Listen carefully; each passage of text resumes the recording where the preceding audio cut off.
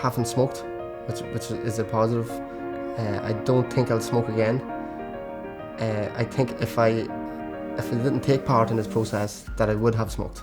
So I think I've tried to give up, as I said at the start, hundreds of times, but this was what actually did it for me. I think it was just that little extra bit of motivation that I knew there was other people going through the process with me, and I didn't want to be the person that came in and said, yeah, I smoked Saturday night. I think the quit.ie is a good help for that initial start. It shows you how many days you've been off the cigarettes, money you've saved, that kind of thing.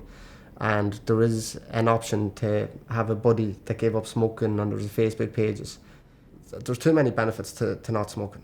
So I honestly think that I won't smoke again. What advice would you have for somebody who's either thinking of giving up or in the process of giving up? So I think you have to make the commitment to yourself first, that you're going to give up. Definitely you need to write down the reasons you want to give up. I know some people, and some of the people who are on this process as well, has used their kids for a reason.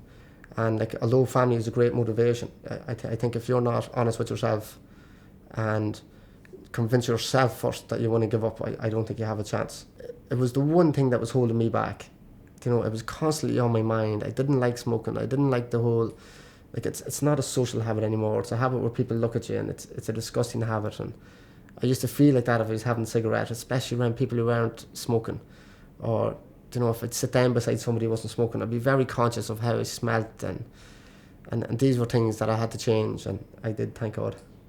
Definitely just, it's improving things in my relationship with my family already.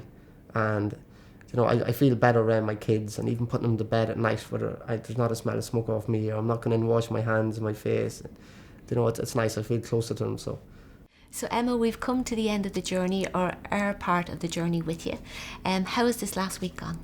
This week has probably been my most successful week to date. I've had one cigarette this week, which is really, really good, because I think my intention at the beginning when we started was that I would cut down and I would discover why I was smoking, and what it was that kept drawing me back to cigarettes. So I feel very proud of myself this week. Every time I give up, and I give up instantly, it never lasts. So I'm hoping that this way it's going to have more longevity to it. And if I can keep it this way, it's not going to be an overnight success, because every time it has been an overnight success, it's never lasted. So for me, I suppose this is a no smoking journey. I will arrive there, we'll get to my final destination. And if you were to give advice to somebody else, what has helped you over the last few weeks? What has helped me over the last few weeks? Probably focusing on the positives. Or being able to busy myself with other things. I'm quite an active person. There's always something going on. So focusing on that instead of focusing on what I can't have, but focusing on what I can have or what I can do instead of focusing on the negative. Well, after this week, we won't be sitting here talking about it, and it's back to yourself. What do you think is important for you going forward? Remind myself the benefits of giving up, and I think this week is going to be a lot easier for me as well, because I've got into the routine this week of not smoking as much. And then next week I'm on my midterm from school, so I'll be out doing fun things, making memories with my children, getting dressed up, having fun times with the kids. So I won't be focusing on it. I won't be sitting and work going, ooh, cigarette break in 10 minutes or whatever. I'm going to be out just making memories and having fun, and I think that's going to do me the world of good as well, because it's going to continue to remind me of why I'm doing it. I think the era that we grew up in as well was quite different. It's very much health focused. Children now, they're all into gymnastics and athletics and healthy eating, and where it wasn't like that when I was growing up. You smoked if you're cool, or there were the two different types of people. It was a trap that I fell into, I believe, and now it's up to me to take myself out of it.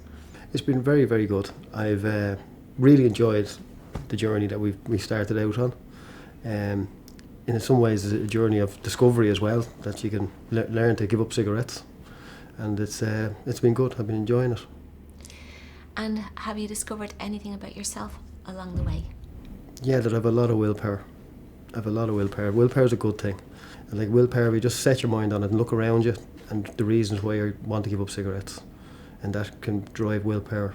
My oldest boy, Jake, he said it to my wife that he was proud of me, but he hasn't said it to me directly. But he said it to my wife that he was proud of his dad, that I've managed to stay off him this long, and he knows now that I will stay off him. Yeah, it just gave me a real, there's the reason, that's the reason, drive now. That's the drive to keep going.